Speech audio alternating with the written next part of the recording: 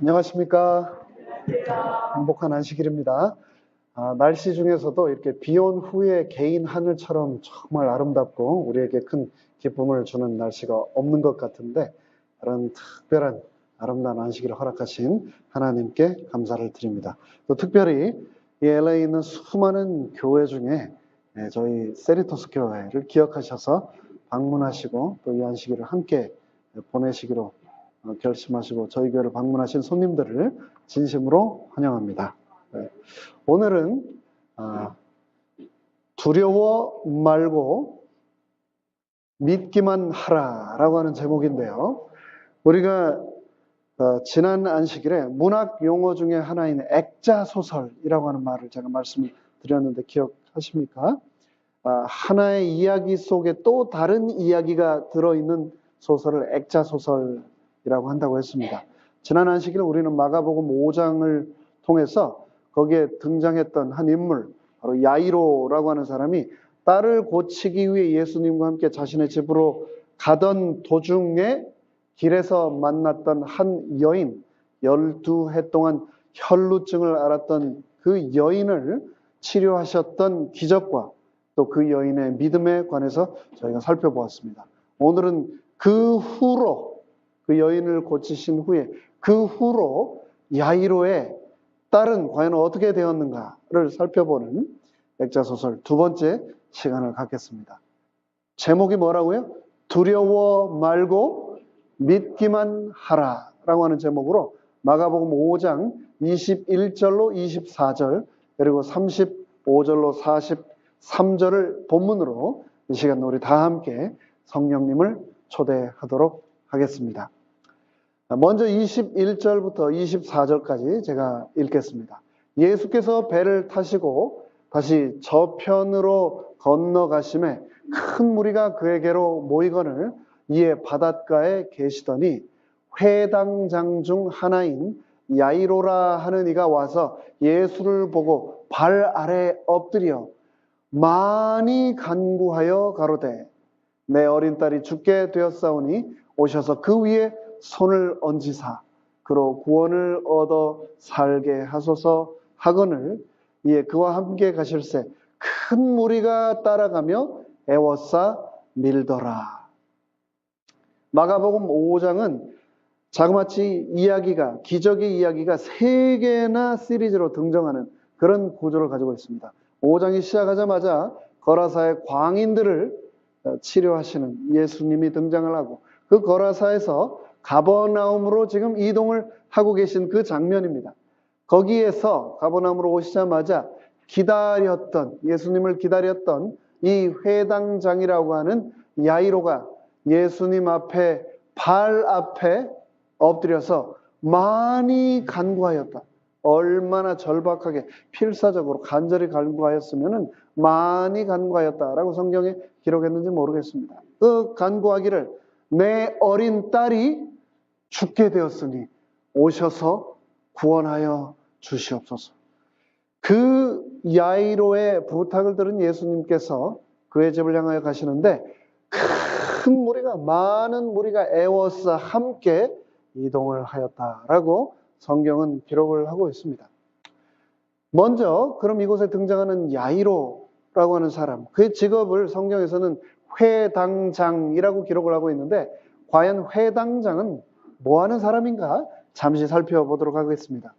우리가 잘 아는 대로 성경 역사에서 북방 이스라엘과 남방 유다가 하나님께 불순종함으로 망해버리고 맙니다. 이스라엘이라고 하는 나라 자체가 세계 역사에서 소멸되어 버리죠.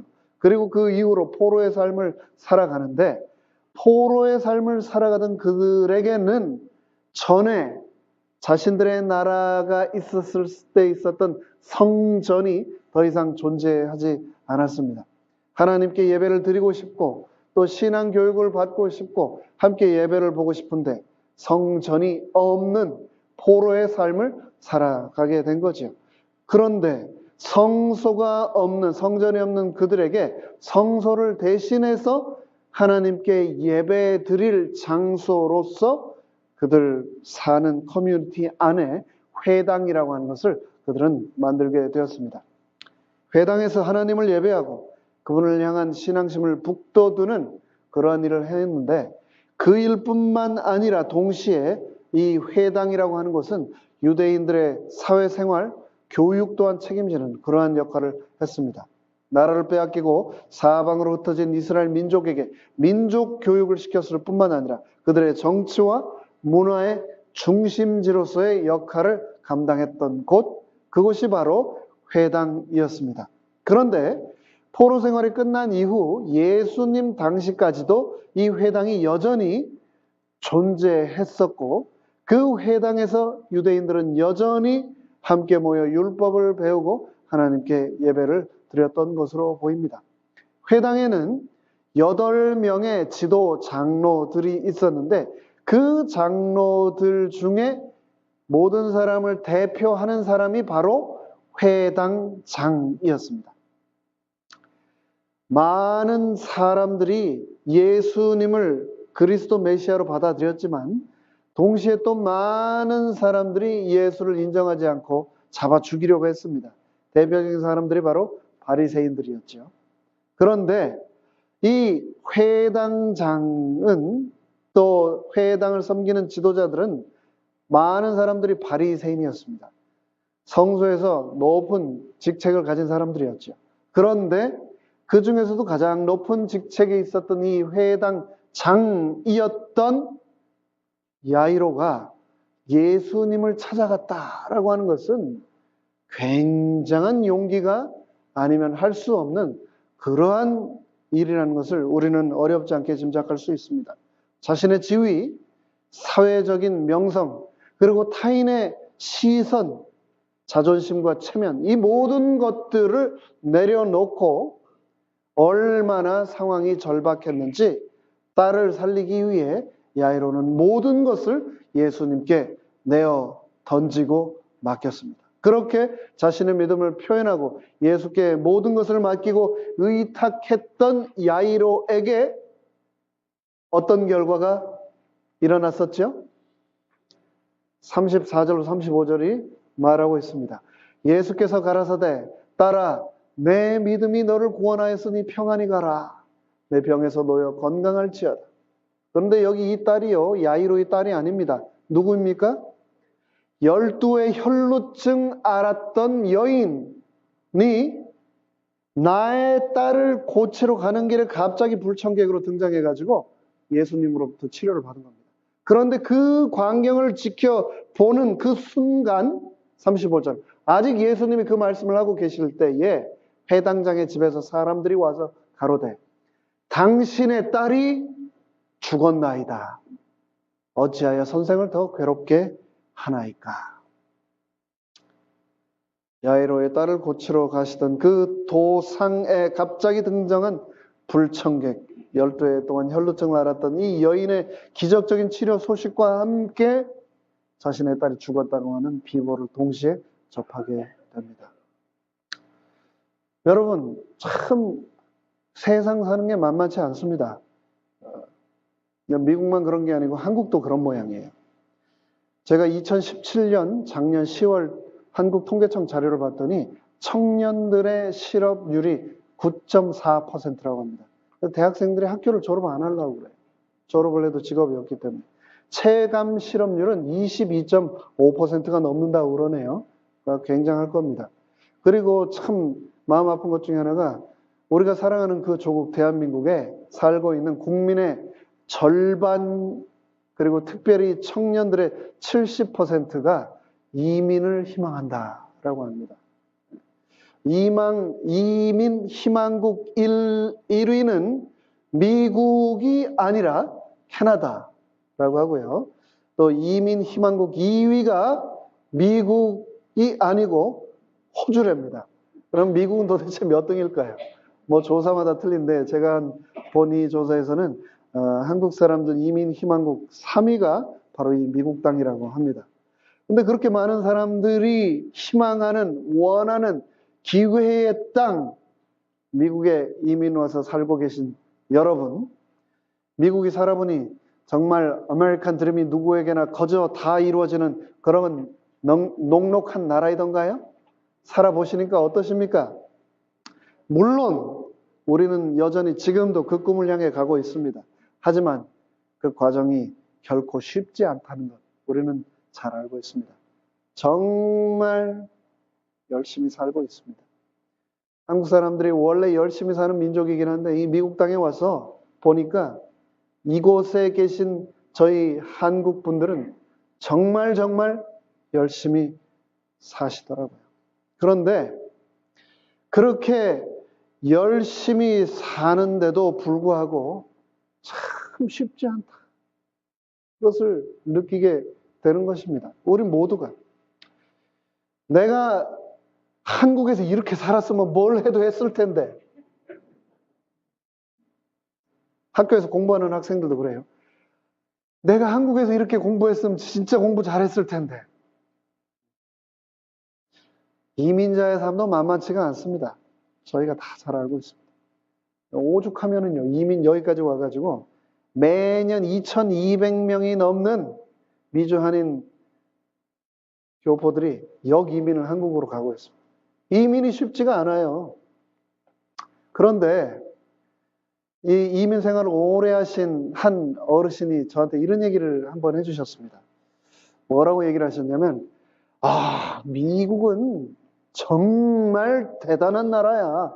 라고 저한테 얘기를 하시면서 뭐라고 얘기를 하셨냐면, 한국 사람은 유치원, 초등학교, 중학교, 고등학교, 대학교까지 다니면서 평생 영어 공부를 해도 hello 하고 나서 how are you 다음에 I'm fine, thank you 하고 나면 할 말이 없는데 와, 미국은 거지도 영어를 얼마나 잘하는지 모른다고.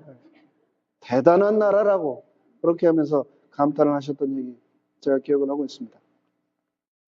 영어만 잘하면 뭔가 좀 막 뭐든지 다 할 수 있을 것 같지 않습니까, 여러분?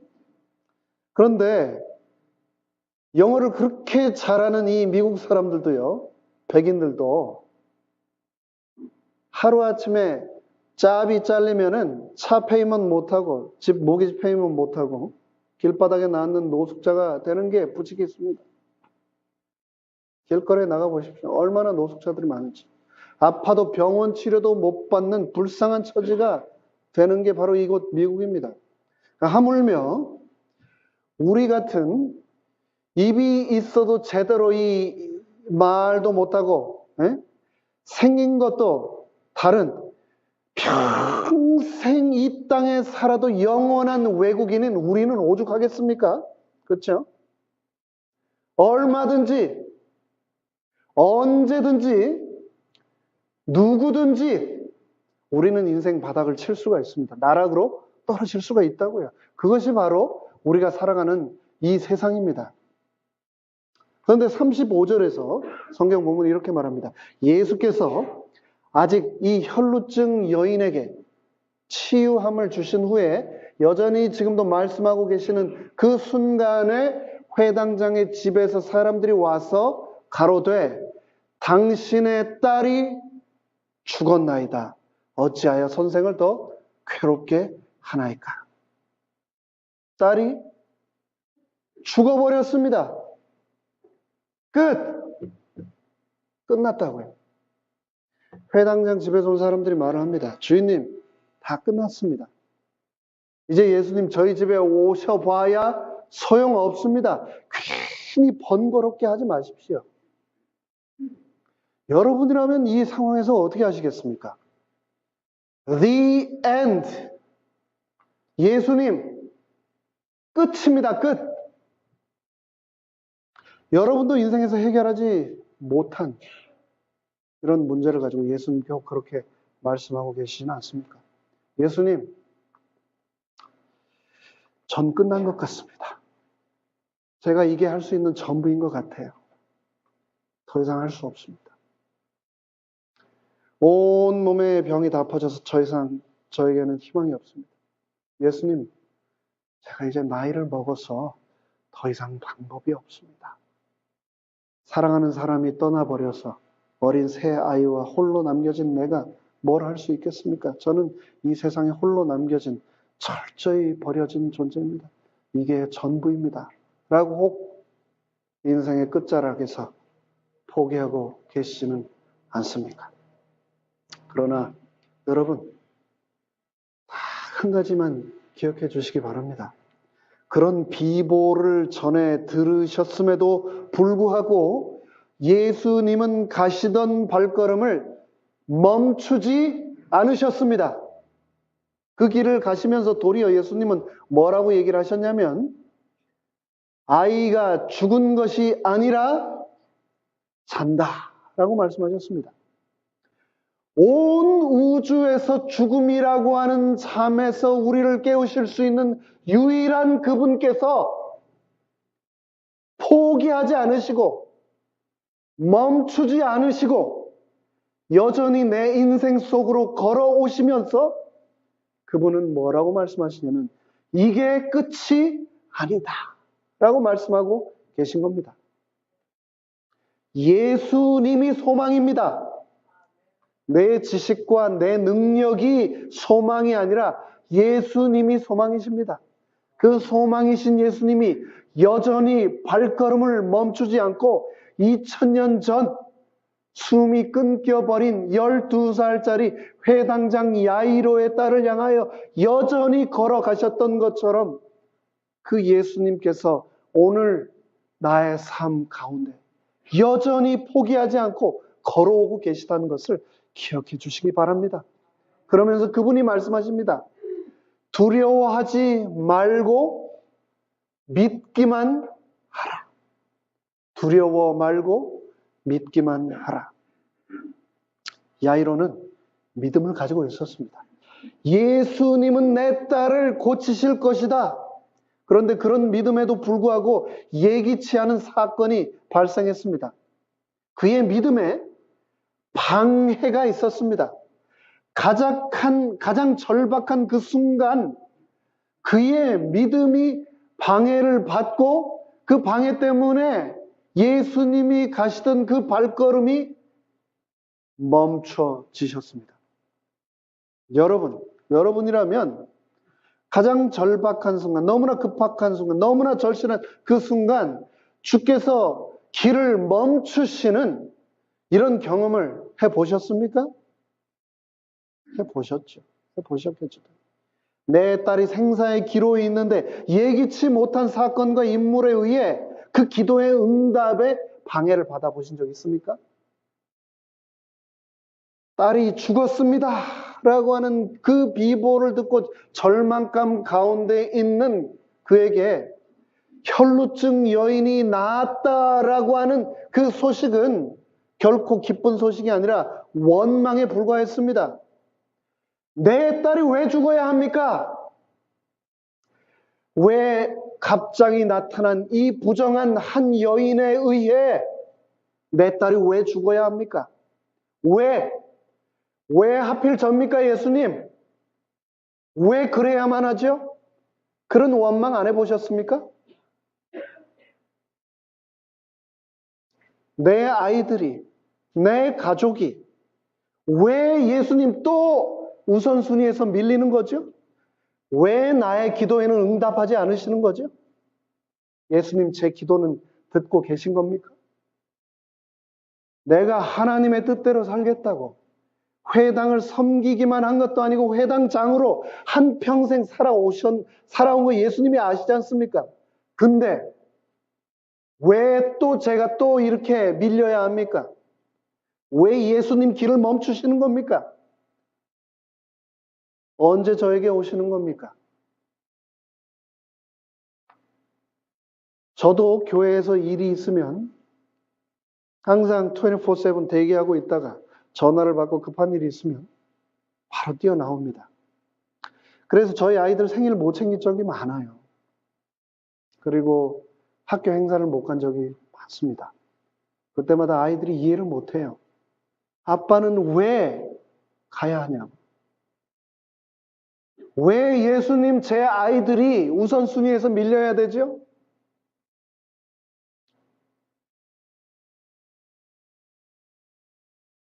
교회 일 때문에 제 어머니 돌아가시는 임종을 제가 지키지 못했습니다. 왜? 왜 또 내가 그래야만 합니까? 여러분 그런 기도 안 해보셨습니까? 내가 하나님 뜻대로 살겠다고 한평생 이렇게 열심히 이 교회를 섬기고 있는데 왜 하나님을 믿지 않는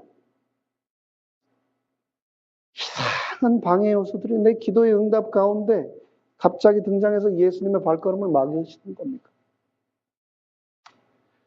내 딸은 지금 생사의 기로에서 분초를 다투고 있는데 죽음이 임박해 있는데 아픈 환자이기는 하지만 당장 생명에 지장이 없는 이 혈루증 여인의 치료 때문에 제 딸이 죽어야 합니까?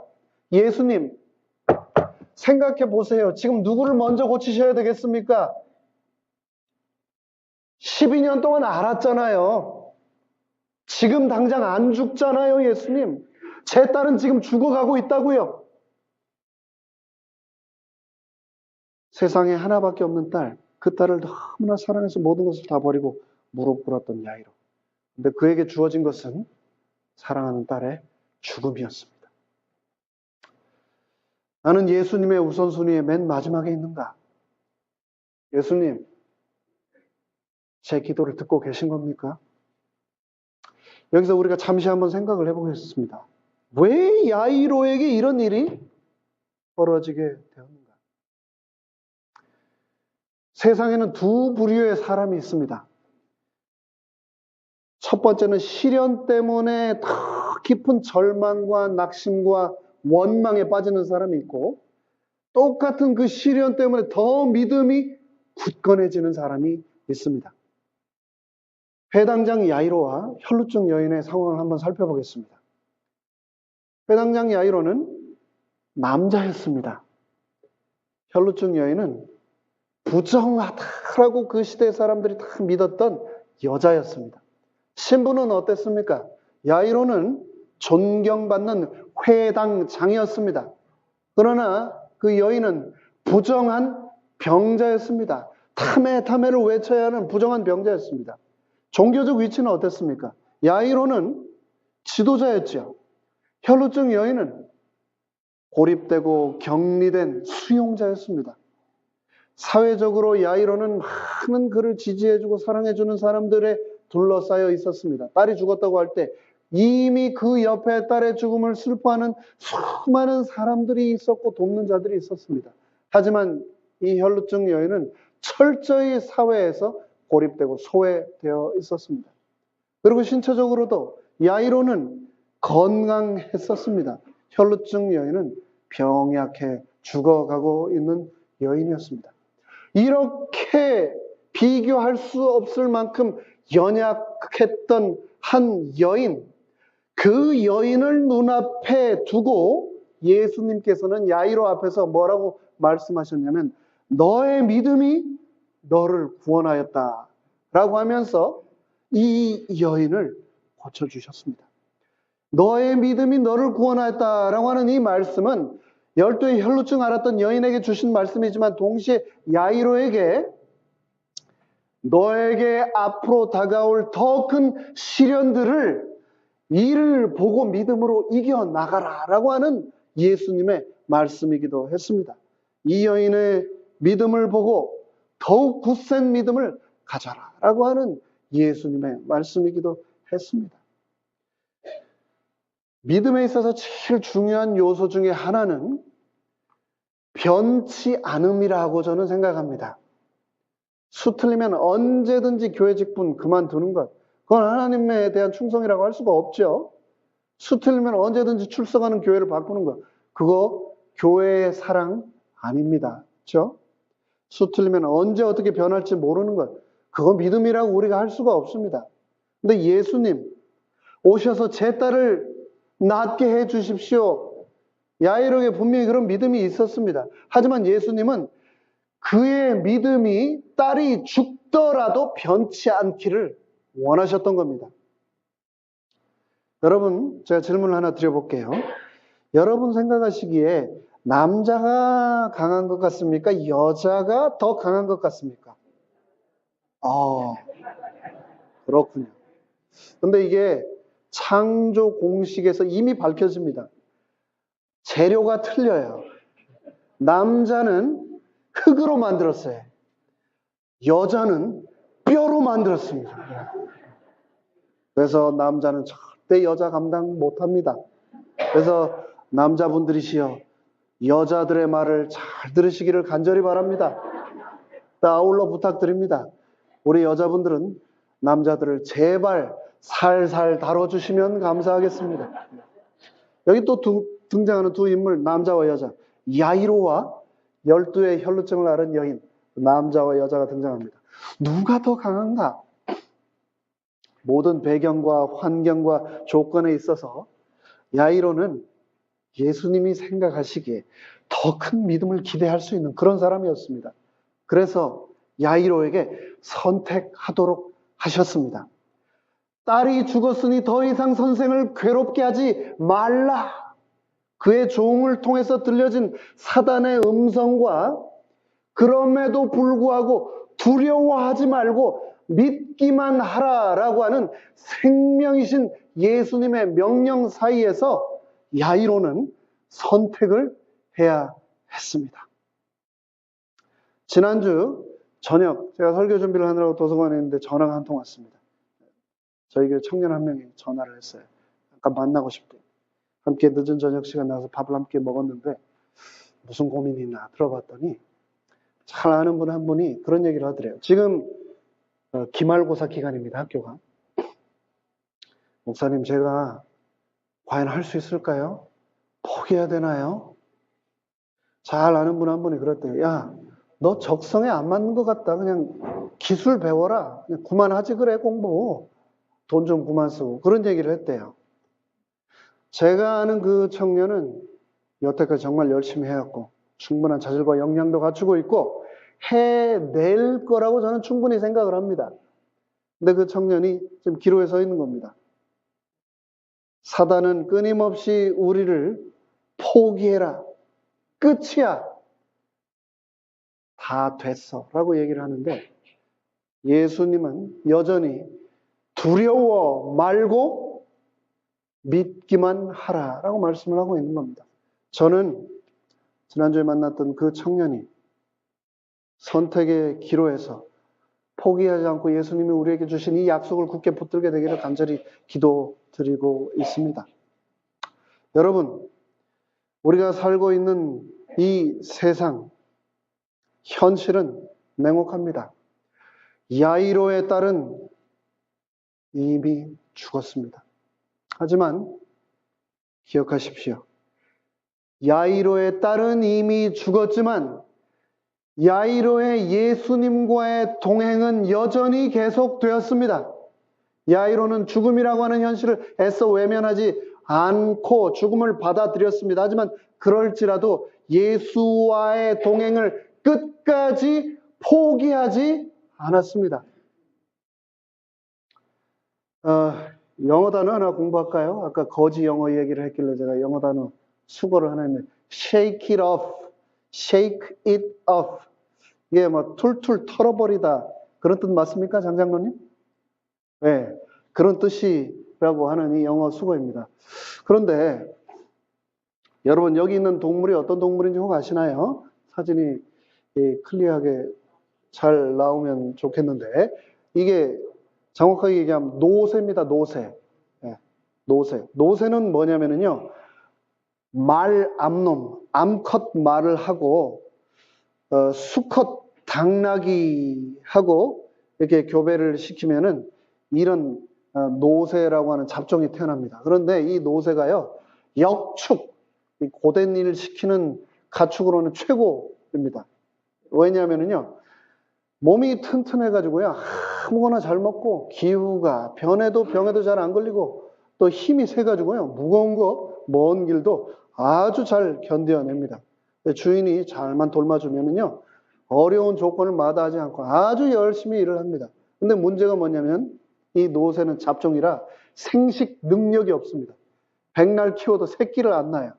또 늙으면 고기가 얼마나 질긴 줄 몰라요. 그래서 늙으면 어떻게 하냐면 애물단지가 되는 겁니다. 그래서 이 노새를 키우고 있는 한 주인이 이 이 이야기인데 실제로 이런 일이 있었을 법해요. 이 노새를 가지고 있는 주인이 아이고 다 됐구나 이거 파 묻어야 되겠다 해가지고 구덩이를 크게 파고 노새를 쳐 넣어가지고 이제 묻어야지 하고 삽으로 한 삽 떠가지고 그 구덩이에 노새를 향해 삽을 한 삽 집어 넣었는데 이 노새가 그 구덩이 안에서 어떻게 했을까요? 자기 등 위로 한 삽 떨어진 그 흙들을 어떻게 했을까요? 이렇게 털어버렸겠죠. 동물들이 그러잖아요. 뭐 몸에 붙어 있으면 가만히 안 있죠. 주인이 어라 한 삽을 또 퍼가지고 한 삽을 등에다 또 퍼부었는데 어떻게 했을까요? 노새가 또 털어버렸습니다.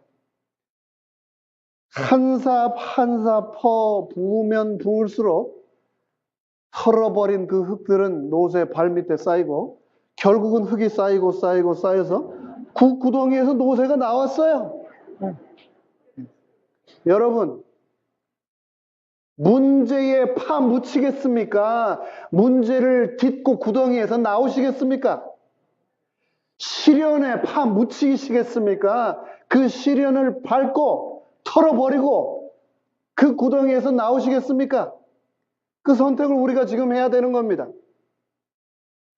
야이로는 예수님께 오셔서 내 딸의 몸에 손을 얹어 고쳐주소서라고 간구를 했습니다.